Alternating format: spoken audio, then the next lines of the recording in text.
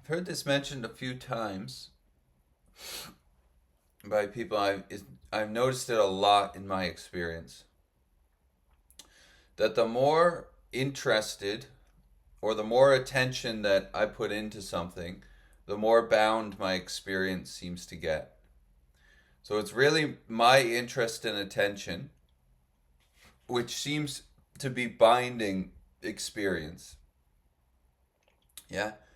And then there's a want to get out of that bound up experience. We could call that want seeking or something, yeah. But it's really my own interest and attention in things. It's like once the head grabs onto something from its subjective seat, it grabs onto an object, yeah. Even the eyes, for instance, grab onto objects when you're looking, yeah.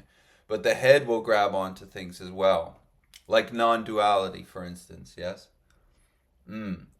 It's actually the interest and attention that's getting put into it, which is causing the feeling of being bound to that false subjectivity. It's like in recovery very often. This happens. I've seen this happen a few times. Somebody comes into recovery and they just start reading everything that they can find about alcoholism, let's say. Yeah? It's like everything. Like all they do is read constantly. So really, the addictive head has just switched seats. Yeah, which we could say is the person's interest and attention is now on recovery rather than their own depression or drinking. Let's say, yeah, but it's the exact same movement. In the in AA we call that movement self. Yeah, so now all their interest and attention is becoming sober. So they dedicate all of their time to reading. And despite that it's messing up their relationships or their life the same way alcoholism may have been, yeah, they think it's more noble now because it's sobriety. But it's their interest and attention. You see? Now they're seeing through the lens of that interest and attention. So they don't see that they're being led by it or driven by it. Now here's the thing about this. When the alcoholic goes and tries to study about getting sober, that interest and attention being put into the studying is reinforcing the system of self, the sense of individuality, and it's tightening their grip on that. So the same sense of individuality which was addicted to the depression that was going on, right? The head is self-centered, so it's addicted to itself essentially. So if it's depressed, it's addicted to depression. If it's in recovery, now it's addicted to recovery. You see, it doesn't matter where the movement goes. It just kind of like changes clothes in a way. This is like what the head does, yeah. So now they spend all their time reading, and they're reinforcing that they are that system. And then they'll be sober for a little bit, and then life will happen. Yeah, the wife will leave, somebody will die, something like this. Now the head switches back to what it used to be, yeah, which is depressed or uh, it's whatever, worthless, and this is all my fault. Now, really, the interest and attention that was being put into the reading was reinforcing the system of individuality that has now gone back to depression because they're not doing the depressive movement. It's part of the system. But they don't see that by trying to get out of it through the reading, they're reinforcing their identification with it. Then it goes back to depression, and then they relapse and die, or whatever's going to happen to that person. But it's really the interest and attention of the head. Yes? This is the mental system playing God. You don't have to be an alcoholic to see this happening. It's like when I get super interested in something, it gets real messy and usually not that great. Not fun or whatever, yeah? So this is the head focusing from its subjective stance on objects. You're not the objects and you're not the subjectivity. But you have to see that it's when you seemingly get interested in something, that ain't you getting interested in something. That is identification with the mental system. The mental system is getting interested in something. Ah. So when I seemingly get interested and attention goes into something, it binds me to that system. It reinforces that system in many ways. This is the thing about meditation. Somebody sits down and meditates watching their breath. It's them, the sense of them watching the breath, yeah? Which is only reinforcing the sense of them. So when they stop meditating and the head comes back online with its old programming and conditioning, which it's going to do because you're not doing that programming conditioning, you're bound to that system. You're bound to what the head says. Maybe even more bound, yeah? This is the beauty of the message of not to. It says you're not that. It doesn't say try to better that. Yeah, the movement of recovery, in my experience, is losing faith in that mental system. It's not reinforcing it by learning about shit. That would be called self-knowledge. And in recovery, self-knowledge avails you nothing. Self-reliance is what has failed us in recovery, but not just in recovery, yes? Reliance put on the mental system fails us because it's conditioned through an old viewpoint, yes? So when it interprets something, it's misinterpreting something, essentially. Not just situations, but even the senses are misinterpreting things. The brain develops images like a tree into a tree, yeah, when it's not in fact a tree.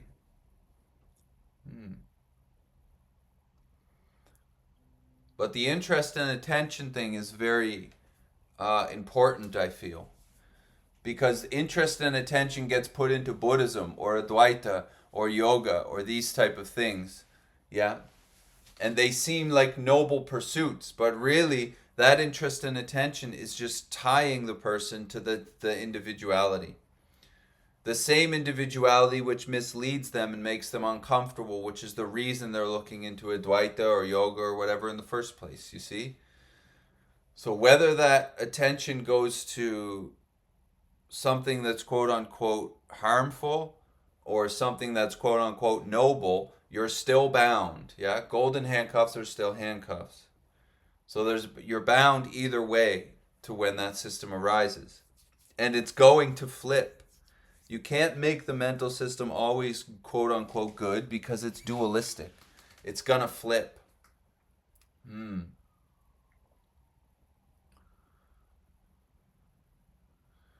That's why, like, Gangamera might say, keep quiet all the time. Yeah.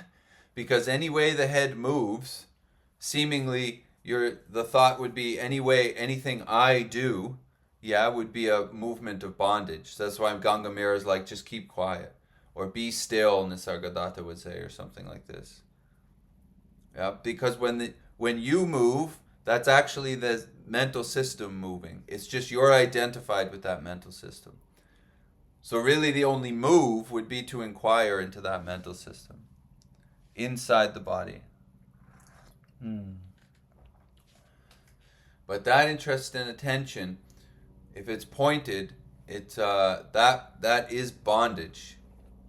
And that gets real tight over time, I've found. If there's any questions or something, please let me know. In Advaita, they talk about the witness.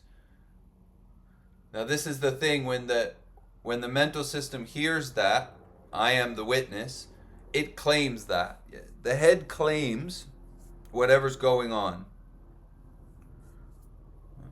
So if you're in recovery, the head is claiming that. It's claiming recovery, the knower and the doer of recovery, yeah. It's claiming whatever's happening. The senses are open. The world is coming into those senses. The head is interpreting it, claiming that it's arising to a you. Yeah? That you is an idea. It's a thought, just like the rest of the thoughts. So when interest and attention goes into something, there's not actually a thing inside the body which is directing interest and attention yet. It's like a mental movement. And it binds. And then it claims that you are the one who is the one interested and attentive. And that would be the bondage of self. Yeah? It's the me. Hmm.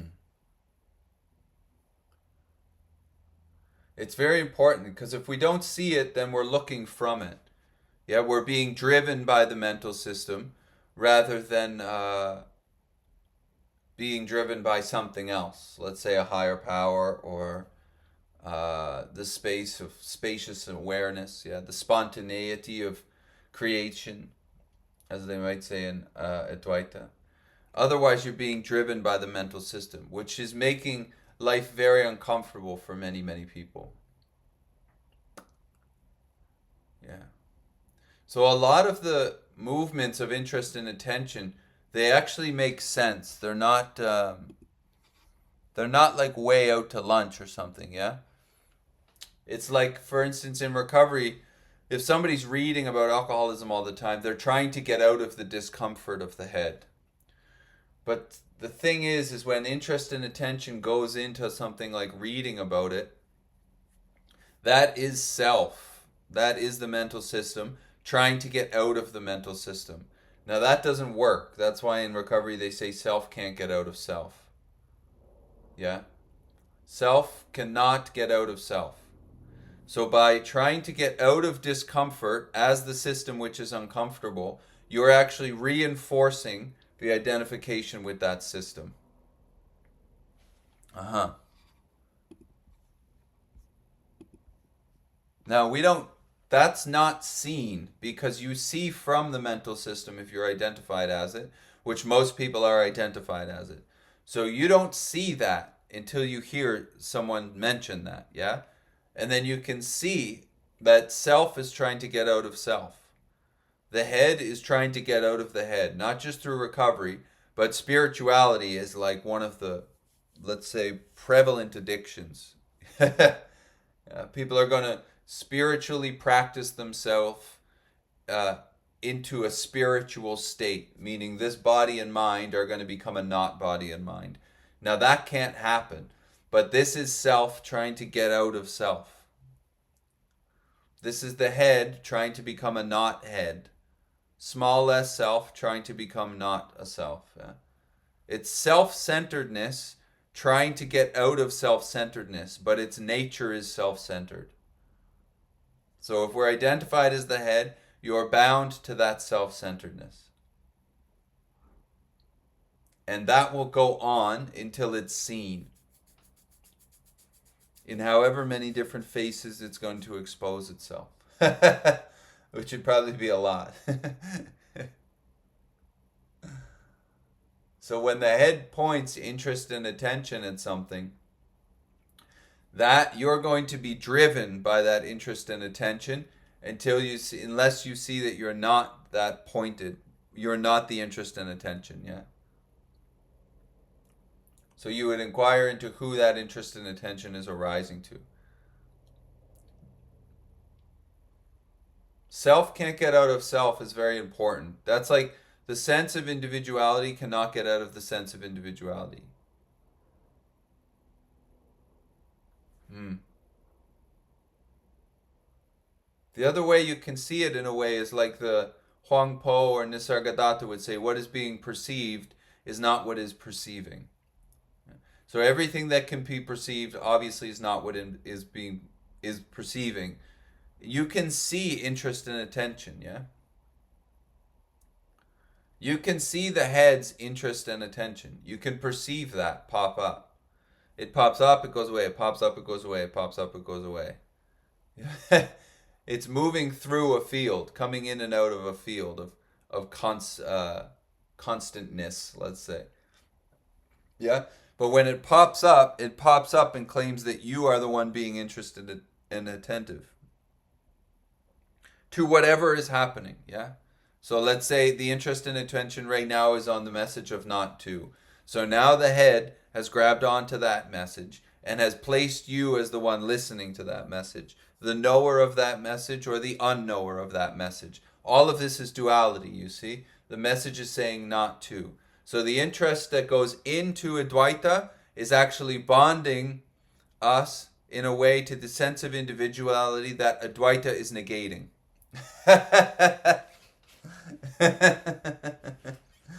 So in a way, the message can become the bondage. The same way the meditation can be the vessel of bondage.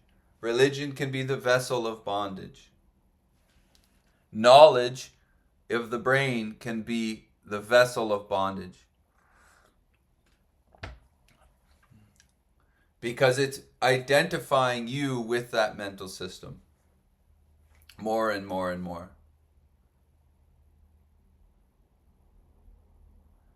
So this is just a negation of that, yeah? This is just a stepping back and inquiring who does that arise to. Because that movement is coming up. Because you're not doing that movement. This is just the mental system's nature, yeah? It arises, it claims things, and then it points interest and attention. But this way, this way, this way, this way.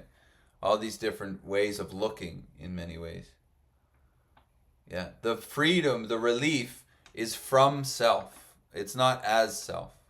So when something is put, when interest and attention is put into something, that's self becoming interested and attentive.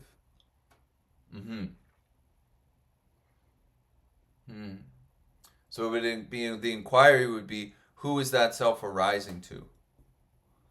Because the interest and attention is going to come up. Yeah, the mental system is always going to come up. Because that's its nature. It's never going to become a not mental system. That actually turns a lot of people away from the message of not to. Because the mental system, self wants to become something. Self wants to become a better thing. Yeah? It wants to become a beautifully pure, seeing, compassionate, non-judgmental thing. It can't do it because it's a dualistic system. But individuality is pushing to become not individual. And it will continue searching that way, yeah? So people come to this message, they're identified with the head. They see that we're talking about the head, not about bettering the head, and then they leave a lot of times. Because the mental system is searching to become something. They're identified as that, you see? So when the mental system sees it's not going to get anything, it's like, I don't like this message. And then they go off. Then the person goes with that mental system. The interest and attention has gone on to something else. How to better, how to become more compassionate, yeah? How to become less judgmental. But the thing is, we don't see that what we're identified as can't do it. This is the beauty of this. It's a negation. It's not an affirmation and I'm going to better self, individuality. It's a negation of I'm not that. Because the ground of being, your true nature, reality, like Ramana would say, being ourselves, reality, is all compassionate. Yes? It's pervading love, let's say. Bliss, peace. Now the mental system is saying, I'm going to become that. And it cannot do that because it's dualistic, which is its nature. The mental system has a limitation. Yeah? It's saying that there's a you inside of this body. There is no self. Self is like a movement. It's like a constant action of the mental system. That action is saying, I'm going to make this body into a compassionate, non-judgmental, perfect, ethereal body. Essentially, I'm going to make this body into a not body. So then the mental system has us trying to purify something that doesn't exist in many ways, and it fails. But this will go on, you see, because the interest and attention of self is on becoming. It's not on being. You are being, yeah, before the mental system, before the body and the mind. The head comes online, and that wants to become something. It's going to take spiritual practices to make better business people, would be a perfect example. Yeah? It's going to take spiritual practices and become non-judgmental. But it's a dualistic system. So the body and mind cannot be non-judgmental. It has to judge. That's how we survive in the world. It's not good or bad, yeah? We're just pointing out duality because this message is non-duality. So all it does is negate duality as your nature, because duality is the root cause of suffering. The space, yeah, is the root cause of suffering, separateness. So when the mental system comes online, there's time and space affiliated with that. And then from that blossoms separation, which causes suffering. For there to be suffering, there has to be an object to suffer, yes? The body would be the object in this case. If we're identified as the body, separate from other bodies and world, then there's suffering. That's pretty... The message is not saying that a body is not appearing or the mental system is not appearing. That would be a misunderstanding of the message of not to. The message of not to is just a negation of that as your true nature. Yeah? And then it all arises and dissipates. When Advaita says it's not real, it's talking about its independence.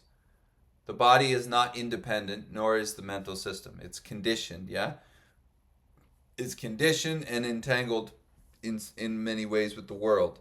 So there's a sense of individuality here, which is pervaded by not to, let's say, or peace, or whatever you want to put. It's hard to put a word on the absolute, because as soon as you put a word on it, it breaks it into duality. So you can only step so far back with words. But really the value, or the important thing, at least in my experience, is to see what is dualistic, is to see what you're not, yeah? Now in an absolute sense, you are everything that's arising, because nothing can arise without the field of consciousness, yeah? Everything is arising and dissipating from that field. So there's nothing separate in this phenomena, because it's arising from a noumenon, or an emptiness. So it must be part of that emptiness. But the thing is, when the head hears that, it goes to the message of affirmation, meaning I am everything. And what is saying that is the mental system, yes? And now the mental system, all of its interest is on I am everything. But it's a dualistic system claiming a non-dual thing, and it can't do it. It's false. It's a false claiming.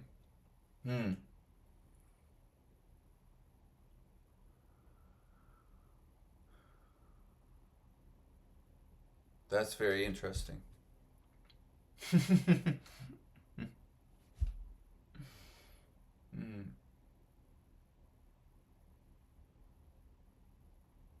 Yeah. If there's any questions or something, please let me know, yeah? So really what we talk about here is duality. We're pointing out duality in as many different ways as it arises. Yeah, so you can see it because you are before it. It can be perceived, so it's not what is perceiving. Whatever can be perceived is not what is perceiving here. Now, if you go up to the mental system and you look at how the mental system works, it's saying whatever is perceiving, whatever is perceived is what is perceiving. Yeah, the head is perceiving and interpreting everything. And it's playing God with essentially life. Yeah, it's interpreting everything to match its own story. So if you're identified with that mental system, totally, now you're living under its story. Yeah, and it's claiming that that's your story. But there is no self. So when it's claiming that the story, the interpretation of the head is your interpretation, that's a misinterpretation. Yeah? Because there is no thing in this body called you. The you that it's saying the head is popping up as is part of the head. Yeah? So it's a step back again.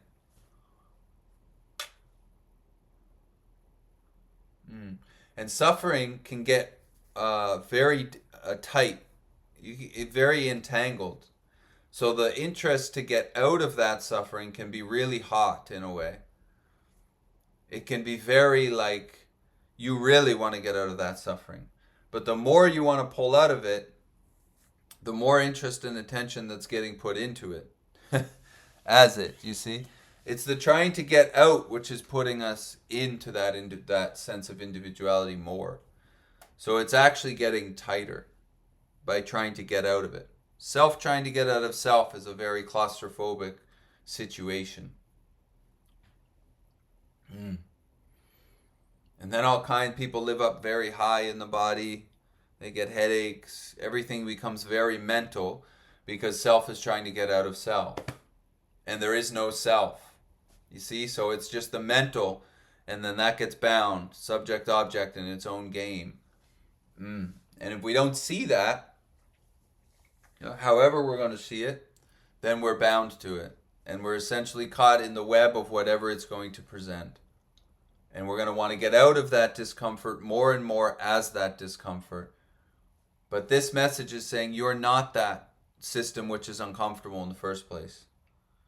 It's not, this message is not you're going to better this situation that's going on mentally. Yeah? It's a loss of faith or a movement of faith from that mental system. Through inquiry, through negation, settling the body downward, yeah?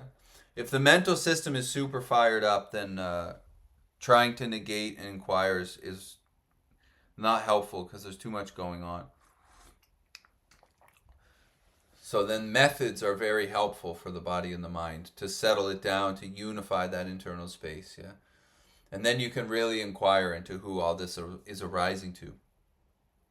Otherwise, you're just binding yourself more often to it. So any questions, please feel free to write into the chat there.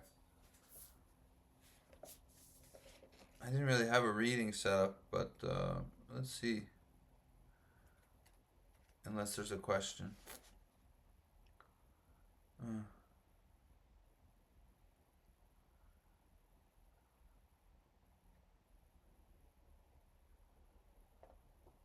No question. Okay. Or maybe an aspect that you're interested in that you want to visit more, yeah. Some examples of what you just said. Cora, on what part of what I just said? I kind of forget what I said. About the grounding. How do you mean grounding?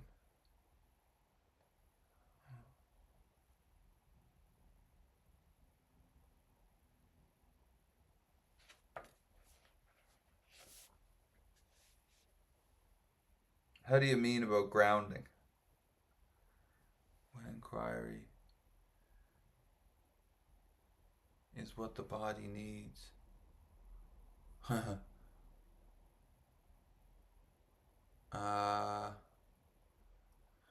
Well, grounding, is not what the body. Oh, I see. Yeah.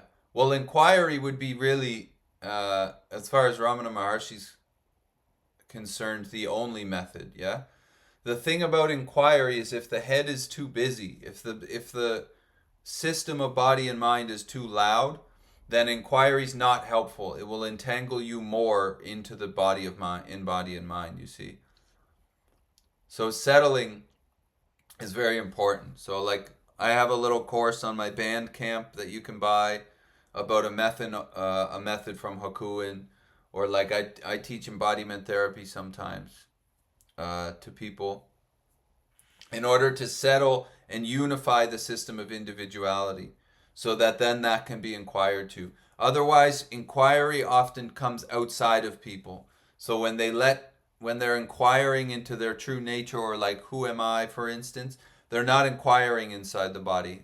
Fragmentations from their life has them pulled out. They're inquiring out here or out here. It gets very vague and they get lost, and it seems like it's very disembodying and things, yeah? So the thing is there is no individual, but there is a sense of individuality.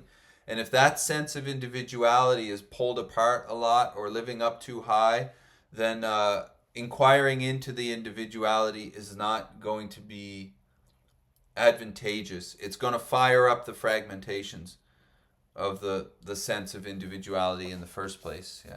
This is what methods are useful for. Let's say like skillful means, be they meditation or whatever. So in my experience, the best skillful means is embodiment downward. So there's a method from a Zen master Haku, and like I said, there's a little course on my Bandcamp which I can share, I think, if you want, if you're interested in that. And it's settling down to unify the internal space of the body. The sense of individuality needs to be unified before you can inquire into it. Otherwise, it's pulled apart and very separate, and inquiry can inquire into who all that is arising to. But if there's too much noise, the inquiry is just added as part of the noise, essentially. Yeah, it's not going to get underneath the noise. The words I'm using are kind of weird, but if the sound system of the nervous system is too loud, then you can't hear the whispers of inquiry. So the system needs to be settled down and unified. That way the sense of individuality is softer. It's like it's more unified is a great term in a way. Yeah?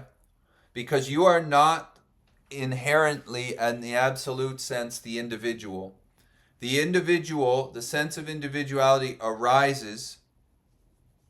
The sense of individuality arises within the space of absolute. Yeah? But that sense of individuality gets really confusing for most people. So that settles and gets unified, and then that gets pervaded with inquiry. Right. But it does not change the fact that you are not the sense of individuality. It's just that needs to be settled down, so like they say in Zen, you can see your true face, or the face before you were born. Yeah? That would be your true nature from what's before. But if what comes after is too loud, then you can't, you see? You are reality. You are peace. But we get identified as the body. So if the body's too loud, it's hard to inquire into it, to sit back into the peace. Now when you get to the peace, I'm just using the word peace as the absolute, let's say, or your true nature. You've never left that point, yeah? But it's through the I, the sense of me that comes up, which identifies you to the body. The body gets very fragmented because it's conditioned by life, yes? And then seemingly I'm lost. And now all the interest and attention of the mind and the body is going towards getting better, let's say. I want to get better. I'm going to do this. I'm going to do this. I'm going to become a great this, yeah? But all of that interest and attention, you're identified with it. That's actually the head's interest and attention. So then you're bound to that trying to get better. Yeah. Yeah, which is what I was touching on before when I said a lot of people walk away from this message because their mental system wants to be better. I'm going to use spirituality to be a better business person, and then I'm going to be a coach of business people and all of this kind of stuff. There's no freedom in that, yeah? There's just more bondage, to be honest. That's the head wanting to become something. You are what you're looking for. So this is a negation. It's going the other way, yeah? That's another way to say it, Cora. This is a negation. So it's a stepping back. It's not going forward, yeah? You are what you're looking for. So it's a negation of what you're identified as. Now, if what you're identified as is loud, it's too loud, yeah? You can't step back through the loudness of the speakers, yeah? So you have to calm that system down often. So it's like in Advaita, or maybe in Chan more so sometimes, certain schools of Chan, they say like, you have to do nothing, yeah? Or in A Course in Miracles, I need do nothing.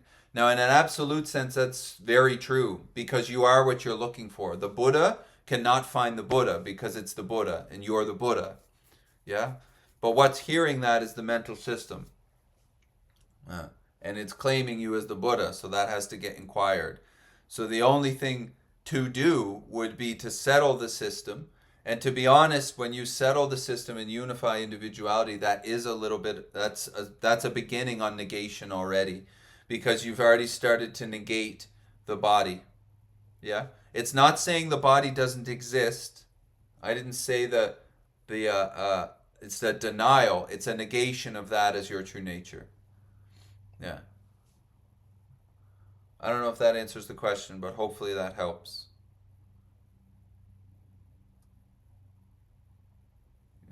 This is a negation. Because affirmation doesn't work. It just reinforces the system that you're identified as, which is misleading you in the first place. Yeah.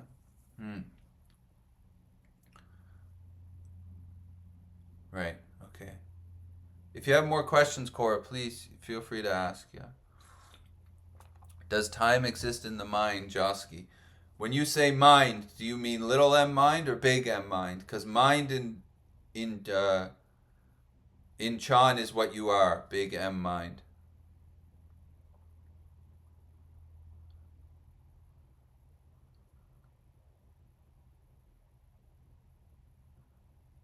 Yeah.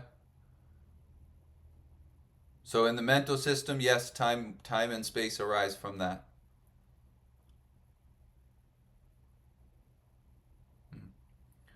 How did you unify the system? This is an interesting conversation. You know, from what you are, you could call your true nature, another word for it might be wholeness. Words can't touch the absolute, so I'm just using these words as a shot in the dark, yeah? From that space which pervades everything, yeah? Everything is unified. So this, I'm just using this as part of this little explanation I'm trying to, it's hard to anyways. There's nothing which is separate from that space of awareness.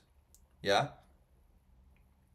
So in one way, any movement you make to unify the system, break apart that system. That's interest and attention. Now what I think you're asking, Jivan Mukta, is that the sense of individuality, like I was saying, as the body moves through life, it gets conditioned. It goes through a bunch of shit essentially, and it gets fragmented. Mentally, it binds physically. Yeah, and then there's those two obviously are not a separate system. This is the body mind is like one organism, let's say. So it just gets fragmented in many ways. Core beliefs, fragmentations with the environment, so these ideas of being separate. Yeah. This is all in the sense of individuality. So in one way, if you go straight to inquiry and you negate that sense of individuality, it arises, but you see you're not it, and then everything is unified because you sit back into what you are. Now what I was saying is that system, the sense of individuality, you're identified as it, yeah? Because the head is presupposing you as an individual. The head is presupposing it already has you as a thing inside of this body. Why is that? I don't know. But your head is presupposing you as the individual body. Yeah? This would be the bondage, essentially. The body is not the problem. Thoughts are not the problem. It's the idea that they're yours, because it becomes very personal and now you're bound to it. Okay, so when it feels broken apart and fragmented and there's core beliefs like I'm worthless or I'm less than and this type of stuff, you feel bound by those because the head is presupposing you as the individual. It's already got you there. Yeah, you didn't have a say in that. Your head just came online at some point and put you in the seat of individuality, yeah? And it said you're in there. This is what inquiry does. It negates that because it's not, there's nothing in here really. It's just a bunch of movement, yeah? So when the system feels fragmented and pulled apart, judgmental, whatever is going on, yeah, you feel that way because you're bound to it. So this cyst in the sense of individuality, uh, unifying that and settling down all those pulling aparts. Mostly that's happening mentally, by the way. So psychologically, let's say this is getting, and the senses separate you from your environment. So when that stuff settles down, whether it be through psychological processing or uh, skillful means or recovery, the 12 steps or whatever, yeah, this thing can settle down, yeah, and then you can inquire into it. Now when you inquire into it, you see that you see its non-existence as a separate entity, and then when you sit back to from where you've never left. Obviously the language is paradoxical because I can't get around that, but when you sit back into what you are, everything is unified, yeah. So the question is, how did the system get unified? Well, I'm an alcoholic, so the 12 steps was extremely helpful. Yeah? Because it pointed out what was fragmenting the system, which in recovery they call self. Small s self, like individuality. Yeah? Essentially self-reliance has failed you. And then it looks at all these different ways, mostly through resentment in the fourth step, of how self has misled you. It's self-centered, self-pity, self-seeking. Why has that happened? Well, I had a resentment from when I was this happened when I was a kid, and now the head interprets through the lens of a kid who's abused. Yeah? I'm not doing any of that. It's conditioned. Yes? Okay, so the 12 steps was very helpful. Obviously, that settled down the system. And then embodiment. So I studied with somebody named Judith Blackstone, and she was like, her stuff was very helpful to unify the experience of the body, because most people are living up very high, very high. Inside the body would be a generous thing to say. Most people are up here, or they're living out here somewhere. So they feel pulled apart. Yeah, it's almost like they don't have a body. So her stuff was very helpful. And then the Hakuin method, which I talk about probably way too much, but it's called soft butter, and it's settling everything inward and downward. Yeah, that unifies the sense of individuality. Now that sense of individuality arises out of something because it's an idea, yeah? It's still mental, the sense of individuality. But if it's too loud and you try to inquire into it, that inquiry is going to get claimed by that loud mental system, and then you caught in a loop of inquiry, which is just going to reinforce the head more, you see? Ah. So the settling, whether it's done through the teacher I was talking about or Hakuin stuff, is a negation in many ways. You're softening and settling what is pulling your experience apart. Now, sometimes that could be pretty serious stuff as far as a body's concerned, like abuse or whatever, yeah? But all of those things, you see them, and over time, the system learns how to let go and stop grabbing at these things that are pulling you apart. And then you can inquire into the mental system, yeah? And then you see it's a non-existent thing.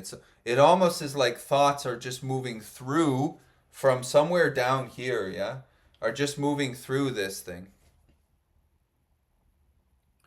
And then there's a feeling of grabbing onto those thoughts. Thoughts are just one movement, but could be emotions, could be whatever, yeah?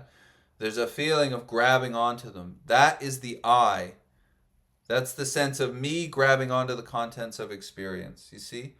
So you can see why the system would have to be settled downward and unified a little bit more in order to see that. Yeah? And then you see that you're not that. And then you're left in the pause, which is pervading this thing and the environment. None of it changes the fact of the message of non-duality. You are what you're looking for, yeah? But in my experience, hearing that message is not enough. Because what is claiming that message is the mental system which you're bound to. Yeah? So, in a way, this message just illuminates whatever you're doing. So, it's like, I'm going to do a chant thing this afternoon. Yeah? I'm going to do a chant thing this afternoon. That I is a non existent thing. So, am I really doing the chant thing, or am I, is what is aware of everything that's happening right now and then will seemingly happen in the future? Yeah. And then who is really doing the chant thing? Is something moving through this, or am I doing it? Well, there is no self. So there's actually no I in the center somewhere here, yeah? There's just stuff moving through here. Let's say all of this is music. So whether it's chanting later or talking now, it's all equal. It's like equanimous or whatever that word is. There's an equanimity in experience. It's all music. It's just like moving. This is life, yeah? Uh-huh. And to speak of realization would be ridiculous, as Ramana says, because you, as an in the absolute form, are already realized. The skillful means, in many ways, the Hakuin method, is for what you're not. That's what it's. Those methods are to settle down what is not your absolute, so that you can sit into the seat where you've never left, being the absolute. And then the idea of oneness or pervasion or these ideas of unification of body and environment, they're useless as ideas, to be honest. Yeah, it's something that you sit into. Does that answer your question, Jivan Mukta? Jivan Mukta is an interesting name because a Jiva Mukta would be a liberated one, yeah? Or the one who's liberated in this life, I think. Now, in Advaita, this is an interesting thing because in Advaita, they're negating the one who would be free in this life. Because the view of Advaita is that there is no one who's going to be free in this life.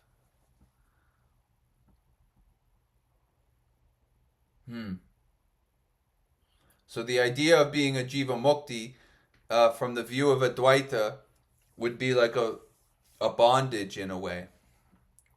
Because if I feel that I'm free in this life, then there's a sense of I'm bound to the one who's free. And that's not free, that's bondage.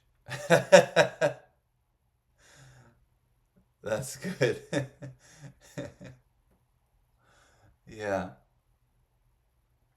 Yeah. So really this message illuminates whatever you're walking on, yeah? To say that you're not the one who's walking on it. That's why negation is very important. Otherwise, this becomes an affirmation. And the mental system starts claiming that I'm the one who knows and that I'm the chanting and I'm the success. Yeah, I'm the one who receives donations or doesn't receive donations. And it's just, this goes on, you see? Uh-huh. Yeah. So skillful means are important for the sense of individuality in the way that they settle the system so you can see that there's no individual. But here is the thing. This is the kicker in my experience. The mental system is gets addicted to skillful means and methods. Because the mental system wants to become something. The sense of individuality wants to become a better sense of individuality. And so it takes those skillful means as a way of improving rather than as a way of negating. And that to me is the bondage of self. That to me is spiritual addiction. That people are going to meditate themselves out of being a body. And that's not what happens, yeah? That doesn't work because the body is a body. That's its limitation. It's in duality and it's here in this phenomena happening. So whatever means are being used, if they're reinforcing the identification as the sense of individuality, it's going the wrong direction in my experience. Because this happened to me.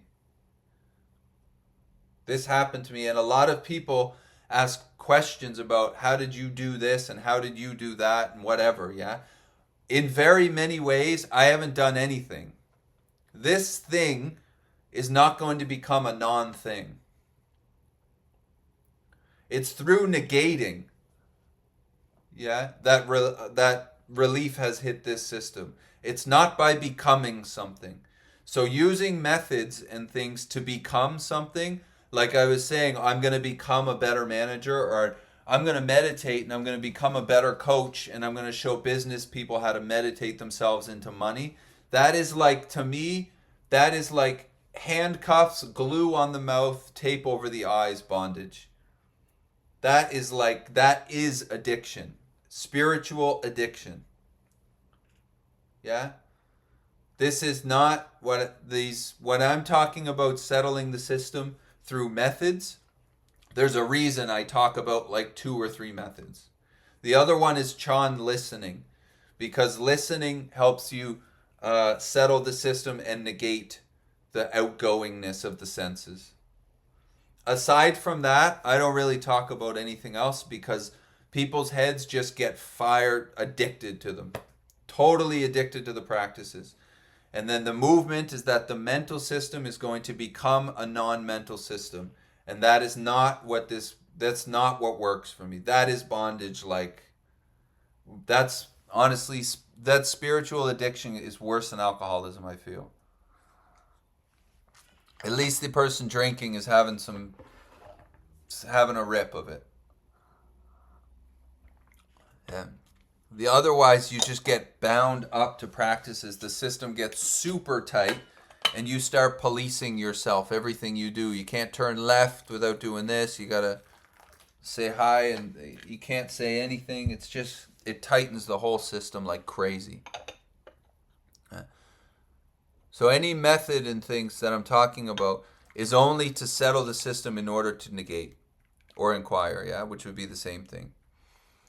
Chan listening has been very useful because it settles the mind a lot, and then sound moves right through, and you negate whatever pops up the same way as sound, and then it'll sit you back into that space. The Hakuin thing settles downward. Yeah. And then when I study with Judith, it's embodiment. But it's all doing the same thing. I don't even know. People are creating thousands of methods, meditation methods all day. But most of them, if not all of them, are only reinforcing the sense of individuality and the person's attachment to it.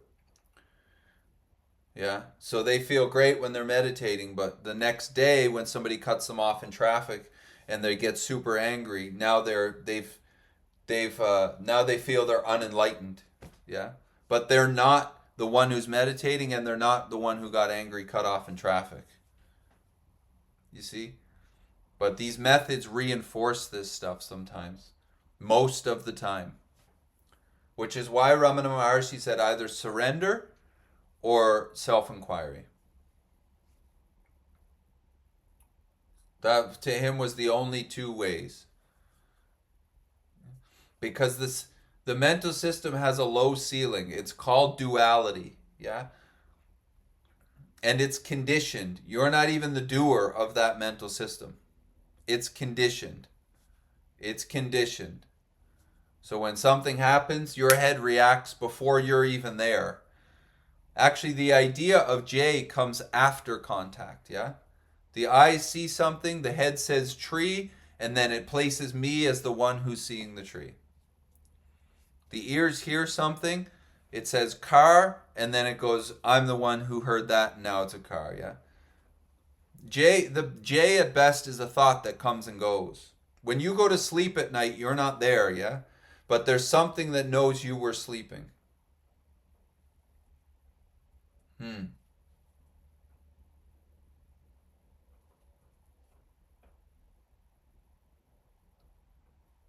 Yeah. So if it's not approached as negation, then the head tries to use these things, and it sticks you harder to that sense of individuality. And being the great meditator is bondage, man. There's no freedom in that. uh, yeah. Uh-huh. See, this is the thing that flicks a lot of people. They hear this and then they go, "Oh, I don't want that." Yeah. Well, that's the head doing that. That's the mental system saying, "Oh, I don't want that," because the head realizes real quick that it ain't gonna get anything out of this. This is not like a benefiting thing for the head, and the mental system wants to become something. It wants to become something, and that want to become is what's causing a lot of the distress in the system in the first place. The want to become. The want to become. Because it wants to become something that it cannot become. And it either wants to get into something or get out of something else. Wants to get out of discomfort into comfort only. Can't do that because it's a dualistic system. But it's going to keep telling you that it can. And it will keep having you going and trying to make everything only good or the body become a not body. That is going to continue on because that's what the mental system does. It just wants more. Yeah. It's like when I was drinking, it was never enough drinking. Yeah. Because I always needed to try to get out of the suffering of the mental system. So just drinking, not enough, drink more. Drink more. Drink more. Get more money. Yeah. Do this, more, more. It's a mental system which is conditioned with depression and alcoholism, trying to get out of itself. And it cannot get out of itself because it's conditioned. So it sees through the lens of worthlessness, let's say, in many ways. Yeah? If I'm seeing through the lens of the mental condition, I'm seeing through its lens. And it's interpreting through the sense of worthlessness. Now, I'm not doing that. That was conditioned. That was conditioned, like a core belief being programmed into a computer. Now the computer operates like that, yeah? I think even in psychology, they say you can't change core beliefs, really baseline core beliefs. I know from experience, I can't change them. I tried. I tried to make this head only see compassionately. I tried to make it see without judgment, and guess what? It judged. And then I was identified with it, and then I get the alcoholic symptoms. I didn't drink, but the alcoholic symptoms came right back. Yeah? Because I was still seeing through the lens of the head. And then I heard this message, and then you see you're not doing that stuff. It's like there's a Swami in India I would listen to, and he says a proper practice should end the practitioner. It doesn't mean kill you or kill the body and the mind. It means it cuts the identification off because you simply see that you're not doing it. Yeah. So if any method is reinforcing the sense of individuality, meaning reinforcing the practitioner, as far in my humble opinion, that's moving into suffering, not backing out of it. Yeah. This is about negation, backing out of that suffering. So negation, because any way the head moves, it's moving through its interpretation of interest and attention. Yeah? And that would create more separation. It's like there's somebody who used to come to these talks and ask, how do you live in a world of people who don't see the truth when you see the truth? That is a perfect example of the untruth. Being identified as the one who sees truth and everybody else doesn't see truth, that is super bondage. And that creates hard separation between the great seer and then all the unseers. Where's the freedom in that? Yeah? There's no freedom in that. You don't sit in a castle of knowing the truth and then there's all kinds of peasants down there. Yeah? The mental system might have you there, but you're sitting in that castle alone.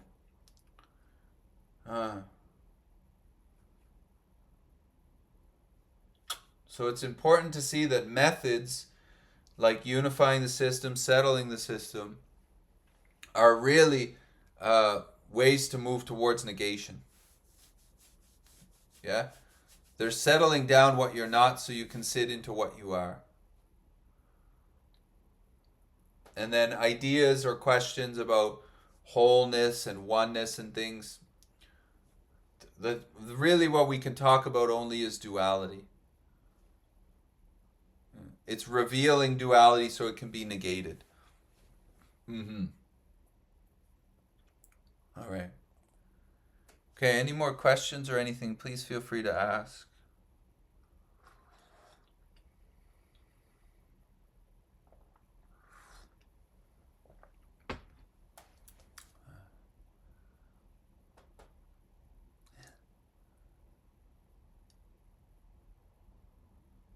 It's such a beautiful, there's so much relief in this message. Mm. It's great to see that what's seeking is not you. Because seeking, trying to get free, is so it's like the heaviest thing, you know, the heaviest not thing. It's very heavy. It's a lot of weight to carry around in day-to-day life, to try constantly seeking or watching the head and trying to solidify it and stop doing this, and I can't be judgmental, I can't be compassionate, yeah, or sorry, I can't be non-compassionate, I have to meet everybody with these light eyes and this beautiful light body or something. Yeah, it's that's so much weight to carry around. I know that like, man, I lived under that for a while. To see that you're not it is that